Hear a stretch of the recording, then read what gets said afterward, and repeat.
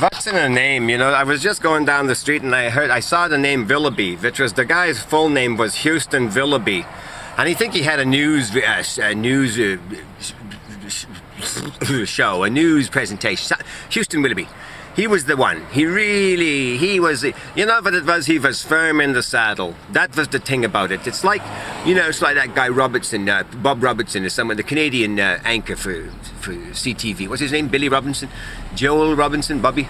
Anyway, he's got that, now he's like a bloodhound, a beagle. He's turned into a bloody beagle right before our very eyes, has Oral Roberts. It wasn't Oral Roberts. Wasn't Oral Roberts the guy, kind of a pudgy-faced guy? He was like the preacher man in the 70s.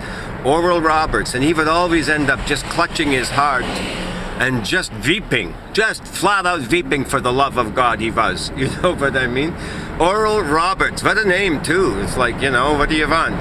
I want Oral Roberts. You know what I mean? I don't want to get too graphic, but it kind of sets the stage for it, doesn't it? It kind of sets the stage.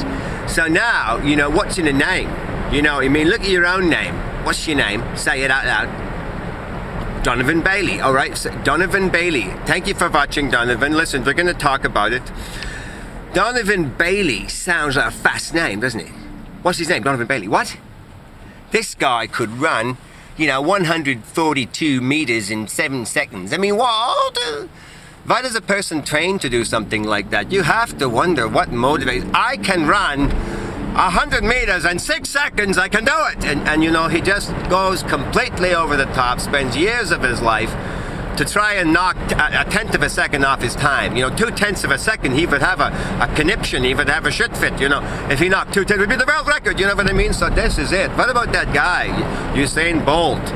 Now that's a guy's, if there was a sprinter's name ever to be had, it was Usain Bolt. I don't think there will ever be another one like that guy. So Usain is running, he's running backwards sometimes, watching the guys behind him. It's like Usain Bolt. And the whole thing he's got with the stance, I'm proud to be a part of anything that Usain Bolt is involved with.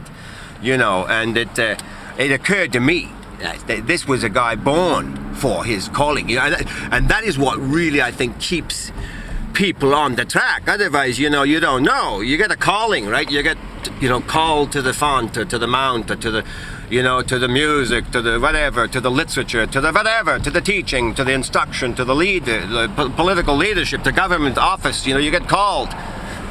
But anyway, I guess that's what keeps the world working. Why else would we just relentlessly pursue singular tasks? I mean, why don't we just relax? What happened about that? Why don't we just relax? Instead of just single-dogged-mindedly just ripping our lives to shreds to master one technique, one thing. Holy stress. You know, you could play chess until you turn into Bobby Fischer's aunt. You know what I mean? You think Bobby Fischer was bad, you should have met his aunt. It was brutal. You know what I mean? Not a clue in her head. Jesus, Bobby Fischer was a heartbreaker, wasn't he? Anyway, listen, for all the people out there that you know, think back. Think back about those ones that you know and reframe it in your mind. That's what I did the other day. It's a little exercise I do. I reframe someone in my mind and just remember them. I remember their, you know, their movement, their face, you know, their smell, whatever I can, anything. And it's like a catharsis. It's like a catharsis. It's like a bloody catharsis. Because you feel the spirit in them come to life and it touches you. You feel, oh my God, that hockey coach of mine. I always think of him when I tell that. I just want to see him again and thank him because he told me, Ron, listen, don't ever stop playing. He told me that. I remembered it all my life. Here I am now. Maybe he was nuts. I don't know. Probably he was. Most people are. That's the point in the whole exercise. A catharsis. That's what you need, is a catharsis.